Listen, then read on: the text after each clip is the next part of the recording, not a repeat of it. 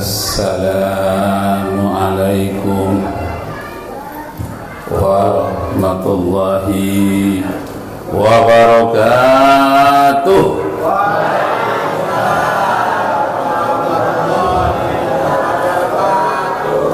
Nashkurullah syukran katsira bi qiraatil hamdalah ala hidayatihi wa tawfiqihi alladhi nahnu na'isu biha wa nusalli wa nusallimu ala sayyidina Muhammadin ala juhdihi wa bazlihi litablighi syara'i'illah hidayatan lana. Bapak-bapak pimpinan masyarakat, alim ulama, cerdik pandai yang saya hormati, para ustadz, para guru, para umi, dan seluruh anggota masyarakat yang tak dapat disebutkan semuanya. Hanya saya menyampaikan ucapan terima kasih kepada semua masyarakat Kampung Mandiangin. Betul Pak ya? Kampung Mandiangin. Insyaallah kita bersyukur kehadirat Allah Subhanahu wa taala karena telah bertemu dan berkenalan pada malam hari ini. Ini dia bergerak sendiri. Bergerak sendiri dia. Baiklah, Pak Binti Hormat, perkenalan dulu ya. Ta'aruf. Nama saya M. Rakib. M-nya itu malaikat. Malaikat Rakib, tukang rekam yang baik-baik. Nah, itu alat berekamnya. M. Rakib, bukan malaikat ya, Muhammad Rakib. Rakib itu terdiri dari 5 huruf, R-A-K-I-B. Rajin, aktif, kreatif, insya Allah berhasil. Ujungnya ada jamari, tapi tercetak di situ kamari ya. Nah, itu komputernya yang salah. Dia berubah sendiri. Ditekan J, K juga keluar. Jamari, Jawa, Minang, Aceh, Riau. Indonesia asli. Ya, terima kasih. Saya hadir ke tengah Bapak Ibu yang terhormat. Saya melihat Bapak Ibu di sini orang kaya-kaya semua. Betul Pak? Amin. Orang-orang kaya semua, para sugih, sehat-sehat, gemah lipah, loh Cinawi, toto tentrem, koto keraharja. Ijo raya-raya kang sarwati nandur, murah kang sarwati nubu. Hijau semua yang ditanam, yang dibeli murah. Kenyataannya sekarang yang dibeli mahal. Pajak naik ya. Baik, Bapak Ibu yang terhormat, kita mengadakan peringatan Maulid Nabi Muhammad sallallahu alaihi wasallam. Nah, baik. Tadi belum saya sebutkan tugas saya ya. Saya pembina Mubalik Pekanbaru, penasehat ya. Kemudian tugas saya yang lama itu menjadi Widya Iswara, narasumber di lingkungan Kemendikbud Jakarta untuk perwakilan Riau. Jadi saya sekali seminggu ke Jakarta. Tapi tahun ini pensiun. Tapi walaupun saya sudah pensiun, saya mengajar di Akademi Dakwah Indonesia. Singkatannya SDI. SDI ya. Nah, Sekolah Dakwah ADI, Akademi Dakwah Indonesia di Riau, di depan Rumah Sakit Ibnu Sina, kantor IKMI lama. Nah, itulah perkenalan dengan Bapak Ibu sekalian. Dan kemudian saya sekarang ini bidang saya membuat pesantren kilat seminggu dari masjid ke masjid. Bahkan kemarin itu diundang ke Malaysia, Pahang, Malaysia, seminggu di sana mengadakan pesantren kilat, muhasabah, dan kembali lagi ke Indonesia. Pulang dari sana ada di Bangkinang muallimin Bangkinang berturut-turut untuk anak kelas 1, kelas 2, kelas 3 plus karyawan dan guru-gurunya. Itulah pekerjaan saya sampai hari ini.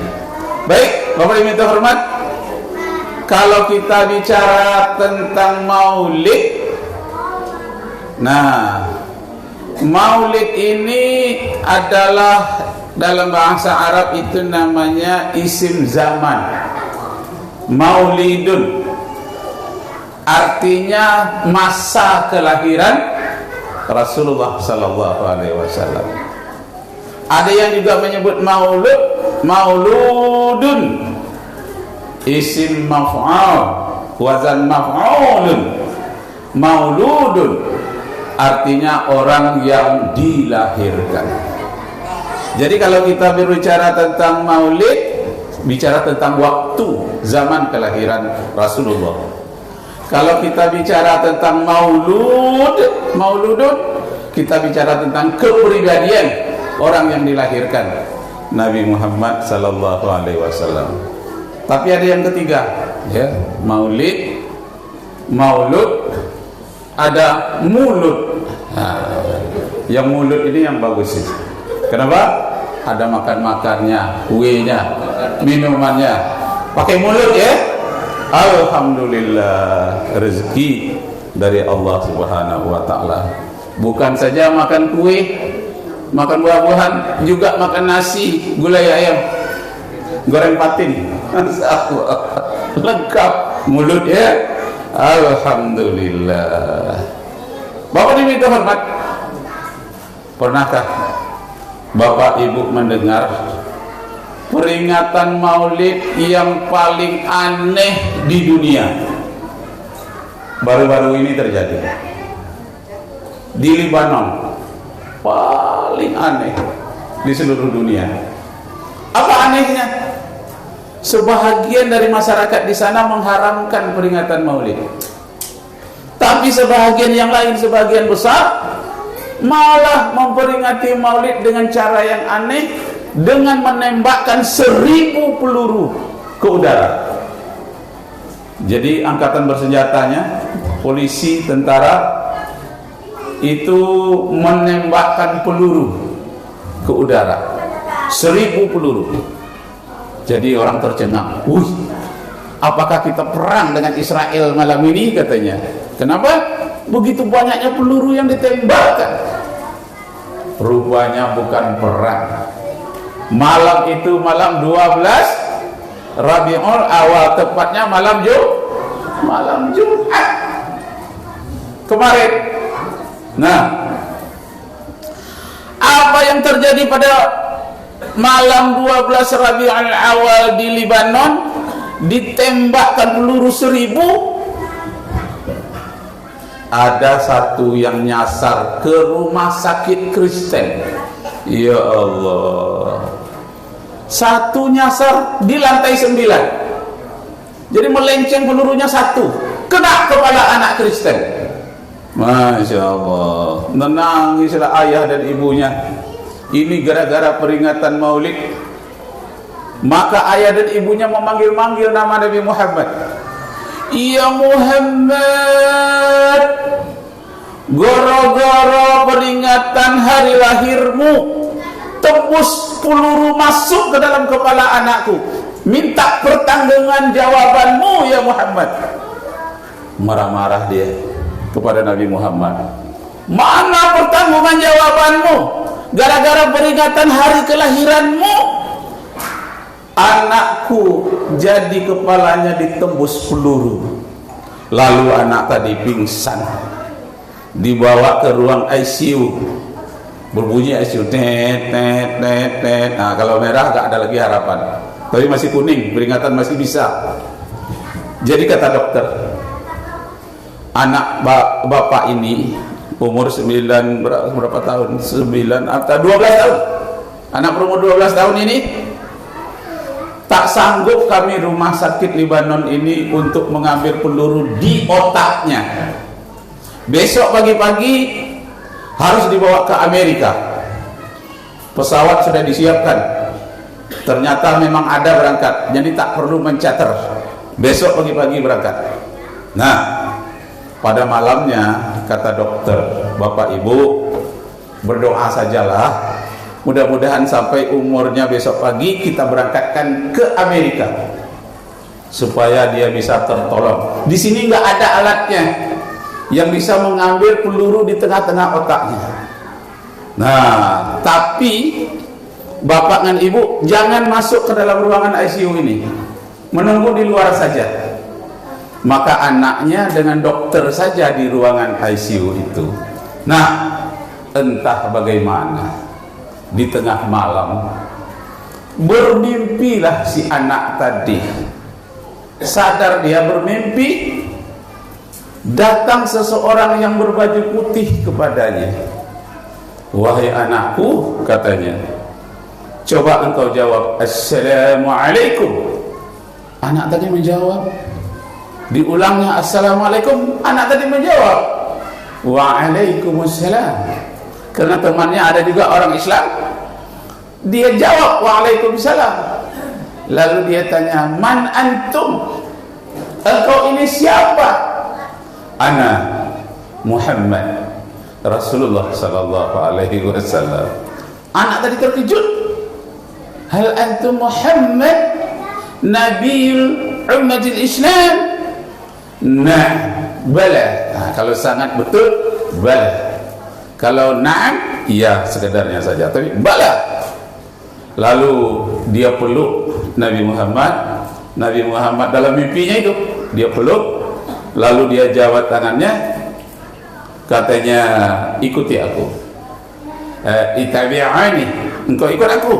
Asyhadu alla ilaha illallah wa asyhadu anna Muhammadar Rasulullah. Lancar anak tadi menjawab, mengikutinya. Lalu tangan si anak diusapkannya ke kepala anak itu sendiri, dan anak itu merasa lega. Tidak ada sedikit pun rasa sakit di dalam otaknya. Lega. Lalu dia duduk, dia cabut itu impus, dia duduk menunggu dokter. Jadi saya duduk menunggu dokter, mungkin sebentar lagi akan memeriksa saya. Tengah malam datanglah suster, mau melihat ya, apakah itu di ICU-nya itu warna merah, hijau atau kuning. Rupanya warna hijau di situ, kemudian sudah dicabut, dan anak tadi dilihat oleh suster itu tersenyum. Waduh, tersenyum. Lalu dikatakan, kenapa engkau tersenyum? Bukankah sakit peluru yang tembus sampai ke otakmu? Tidak ada sakit lagi, katanya. La ba'sa fi, la ba's, tidak ada apa-apa lagi. Oh, Masya Allah. Hal hadza muskil. Apakah ini tidak masuk akal? Muskil sekali. Lalu datanglah dokternya. Tadi suster kan, perawat. Datang dokter, diperiksa, dibawalah ke laboratorium, diperiksa, tidak ada bekas peluru yang tembus, bahkan tidak ada lagi peluru yang bersarang di otaknya. Pergi begitu saja. Lalu tidak sabar ya, dia menanti pagi ibu dan ayahnya datang. Dia tetap di dekat ruang ICU itu, didampingi oleh dokter. Pagi baru datang ayah dan ibunya. Lalu setelah datang, dia berdiri langsung, dia peluk ibunya. Katanya, Assalamualaikum ya ummi, Assalamualaikum ya abi. Apa kata ayah dan ibunya? Apa yang terjadi pada dirimu, nak? Bukankah kamu sedang sakit? Jangan berdiri dulu, duduk saja dulu. La ba'sa fi, la ba's, enggak ada apa-apa lagi. Lalu tersenyumlah dokter. Apa kata dokter? Iya, aku sudah memeriksanya di laboratorium. tidak ada lagi peluru di dalam kepalanya dan bekasnya pun sudah tidak ada. Dia dinyatakan sehat. Pada pagi hari ini Bapak Ibu boleh membawa ini anak pulang ke rumah. Wah, menang saya dan ibunya, padahal sudah bawa duit 1 tas untuk berangkat ke Amerika. 1 tas membawa duit mau berangkat pagi itu ke Amerika. Masya Allah. Jadi Bapak Ibu yang terhormat, bagaimana si ayah si ibu tadi terharu, bertanyalah dia kepada anaknya, "Hei anakku, apa yang terjadi pada dirimu nak sehingga kamu jadi begini?" Tadi malam datang kepadaku seseorang yang berbaju putih, wajahnya bersih sekali seperti bulan purnama. Aku belum pernah melihat wajah orang yang secerah itu. Baunya harum, orangnya ganteng sekali. Lalu aku tanya kepada dia, "Man antum? Engkau ini siapa?" Karena aku mengira dia adalah malaikat Israel yang akan mencabut nyawaku. Tapi tidak. Dia menjawab, "Ana Muhammad Rasulullah." Ternyata dia itulah Nabi Muhammad. Nah, ternyata benar. Apabila seseorang bermimpi bertemu dengan Nabi Muhammad, itu mimpinya benar. Karena setan dan iblis tidak bisa mencontoh, mengambil gambaran Nabi Muhammad SAW. Tidak diizinkan oleh Allah. Jadi benar dalam mimpinya itu bertemu dengan ru'yah, penglihatannya yang sangat jelas terhadap Nabi Muhammad sallallahu alaihi wasallam. Lalu apa yang diberikannya kepadamu nak? Aku memeluknya. Dia bersalam denganku, lalu tanganku dibimbingnya mengusap ke dahiku sampai ke kepalaku. Setelah itu hilanglah rasa sakit di kepalaku dan bekas-bekas tembus peluru itu pun hilang. Itulah membuatkan aku pada pagi hari ini tersenyum. Aku tak sabar menanti kedatanganmu wahai ibu. Nah, apa yang diajarkannya kepadamu? Yang diajarkannya asyhadu alla ilaha illallah wa asyhadu anna Muhammadar Rasulullah. Itulah 2 kalimat syahadat. Anak tadi menyatakan sudah masuk Islam dan ibunya tertarik, ayahnya tertarik. Nah, maratan ukhra. Nakku, ulangi sekali lagi. Apa bahasa Arabnya? Ulang sekali lagi. Maratan ukhra. Ulang sekali lagi. Nah, diulangnya sekali lagi, diikuti oleh ayah dan ibunya. Cuma lambat-lambat. Asyhadu Allah. Kemudian barulah dia lancar, karena lidah-lidah Arab cuma agamanya Kristen. Nah, akhirnya diulang 2-3 kali, lancarlah ayah dan ibunya membaca 2 kalimat syahadat dan dia menyatakan terharu, sama-sama berpelukan. Kita sekeluarga semuanya masuk Islam. Masya Allah. Nabi Muhammad sallallahu alaihi wasallam maulidnya 14 abad yang lalu, tapi mukjizatnya masih terjadi pada hari ini. Mukjizatnya di zaman modern sekarang ini masih terjadi. Luar biasa. Bapak Ibu yang terhormat mungkin sudah tahu, wali kota Washington DC Amerika sekarang orang Islam. Bapak Ibu mungkin tahu, wali kota London di Inggris sekarang juga seorang Muslim. Dan kemudian itu Kaisar Jepang, ternyata dia sudah mempelajari Islam sejak lama, dan di bulan ini dia menyatakan dirinya seorang Muslim. Menangislah penduduk Jepang, "Wahai Kaisar, engkau adalah lambang dari agama Shinto, lambang budaya Jepang. Padamu lambang agama, padamu lambang negara, padamu lambang budaya. kenapa engkau masuk Islam? Apa jawab Kaisar? Sebetulnya aku sudah lama masuk Islam, tapi adakah yang berubah pada diriku? Budaya Jepang tetap dijalankan, pakaian yang menutup aurat sistem Jepang tetap bisa dipakai, karena agama Islam datang tidak merombak adat, tidak merombak budaya, hanya memperbaiki sedikit-sedikit mana yang tidak sesuai, hanya memperbaiki, tidak ada yang berubah. Tetaplah dengan budaya-budaya pakaian kimono yang menutup aurat, cuman makanannya pilihlah makanan yang halal.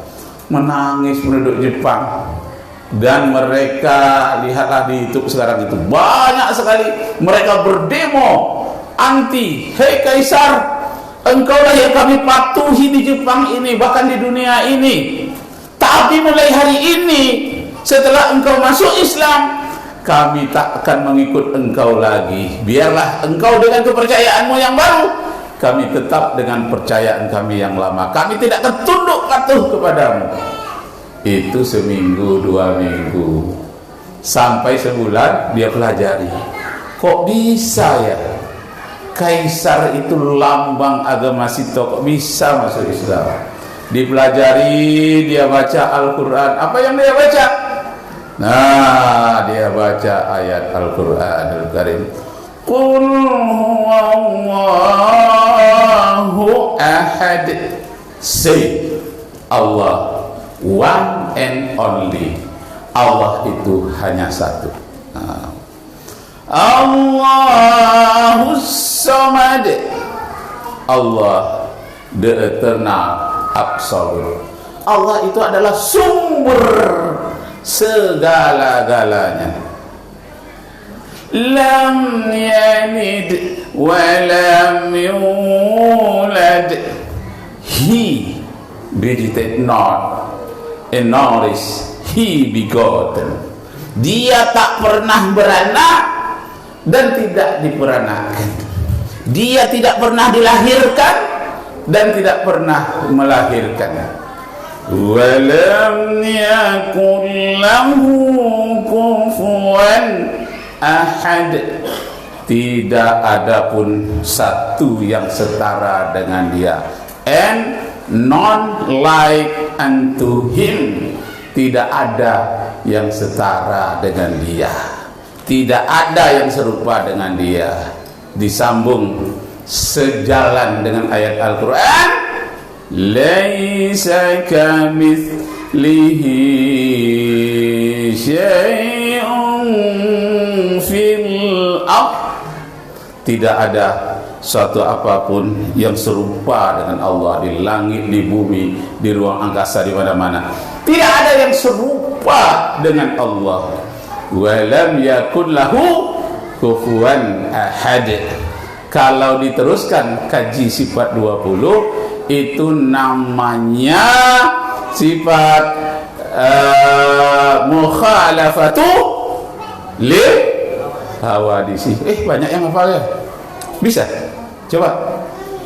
Allah wujud kidam maqa. Terus mukhalafatu lil hawadisi qiyamuhu binafsihi wahdaniyat qudrat iradat ilmu hayat sama basar kalam qadiran muridan ilman hayyan sami'an basiran mutakalliman. Masya Allah, itu pelajaran anak MBA, tapi dikaji orang secara filosofis sampai di program doktor. Saya di program doktor, dosen saya seorang profesor doktor dari Belanda. Orang Belanda mengajarkan filsafat agama kepada saya. Agamanya Katolik. Entah bagaimana pula lah UIN Pekanbaru, UIN Riau, dosen yang beragama Katolik disuruh mengajar ke kami program S3. Nah, kalau ngajar fikihnya pernah datang ke sini Pak Mawardi ya, yang 13 tahun di Mekah. Nah, dia akan ngajar tentang usul fikih. Tapi yang tentang filsafat agama itu namanya Profesor Dr. Karen Setanbring. Enggak tanggung pula namanya Setanbring. Itu masuk dia. Nah, dia inilah menerangkan tentang Allah wujud tidak bakoh secara filosofis. Ya Allah, saya tercengang. Kenapa saya tercengang? Karena waktu MDA itu kemarin hanya menghafal-hafalnya, makna terdalamnya saya tak begitu mengerti. Setelah dia perbandingkan, dia ngerti, bisa baca Al-Quran, baca hadis, kitab Bible. Dia tahu tentang kitab orang-orang Hindu namanya kitab Weda. Dia tahu juga tentang kitab Buddha yang namanya Tripitaka. Lalu dia katakan, setelah saya pelajari seluruh agama di dunia, saya kosongkan diri saya dulu sebagai orang yang tidak beragama. Sekalipun saya beragama Katolik, saya tidak bisa lari dari sifat 20 itu yang mulai dari wujud tidak bakoh. Kenapa? Karena itulah yang pertama ditanyakan oleh orang Amerika, orang ateis. Dia tanya, Allah itu ada apa tidak? Karena orang Barat itu materialisme, serba benda. Nah, Allah itu ada atau tidak? Kalau ada berarti dia benda. Kalau benda itu memiliki tempat. Tetapi setelah saya pelajari, Allahnya orang Islam itu tidak bertempat. Kenapa? Karena tempat apapun di alam semesta ini kecil. Kalau ada orang mengatakan Allah itu bertempat, dia telah menghina Allah Subhanahu wa taala, telah mengecilkan Allah Subhanahu wa taala. Tempat sebesar apapun dikumpulkan langit dan bumi, aras, kursi, takkan mampu menampung Allah. Kalau ada orang mengatakan Allah itu punya tempat, dia telah mengecilkan Allah, dia telah menghina Allah, dan dia berbuat syirik kepada Allah Subhanahu wa taala. Na'udzubillahi min zalik. Tak tertampung oleh tempat ini, kecil sekali di sisi Allah, kecil sekali. Nah, bagaimana kalau tempatnya di aras? Aras itu kecil. Untuk Bapak Ibu ketahui, aras itu dia berdiri sekarang itu dipegang oleh malaikat. Malaikat yang memegangnya, kiri kanannya, depan belakang dipegang oleh malaikat sehingga aras itu berdiri. Nah, kalau Allah berada di dalamnya, berarti Allah berada dalam genggaman malaikat. Masuk akal atau tidak? Tidak masuk akal. Ini dipegang aras oleh malaikat sekeliling, di atasnya aras, ada atas aras itu Allah. Aduh, alangkah kecilnya Allah, lebih besar malaikat daripada aras. Itulah intisari dari yang dihafal oleh anak-anak kita MDA, mukhalafatu lil hawadisi. Allah tak serupa dengan alam semesta ini, tak ada yang serupa dengan dia. Baik itu malaikat, malaikat itu namanya alam gaib, bintang, langit, rembulan itu namanya alam syahadah, alam nyata. Jadi baik alam gaib maupun alam nyata, tak ada yang mampu menampung Allah. Kenapa? Allah itu maha besar, maha besar. Karena tidak ada kata-kata yang mampu menampung maha besar, maka dipakailah isim tafdil, af'alu tafdil, akbaru, maha besar. Tak ada kata-kata lain yang dapat menampung maha besarnya Allah. Di dalam bahasa Arab hanya tertampung oleh kata-kata Allahu Akbar. Jadi meresap dalam hati kita. Nah, Bapak Ibu terhormat, itu kisahnya tadi. Kaisar Jepang telah masuk Islam. Nah, bisa dilanjutkan, Bu? Bisa.